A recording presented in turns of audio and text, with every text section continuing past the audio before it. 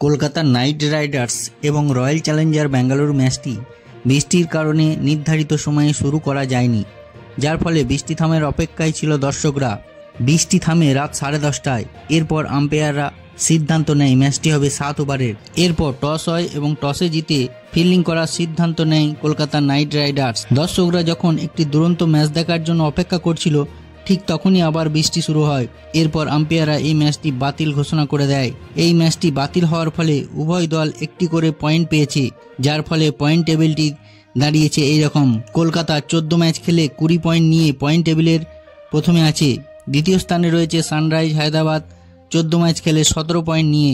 রাজস্থান এবং হায়দ্রাবাদের পয়েন্ট সমান হলেও নেট রান রেট কম হওয়ার কারণে রাজস্থান তৃতীয় স্থানে আছে, আর রয়্যাল চ্যালেঞ্জার ব্যাঙ্গালোরও 14 ম্যাচে 14 পয়েন্ট নিয়ে চতুর্থ স্থানে রয়েছে।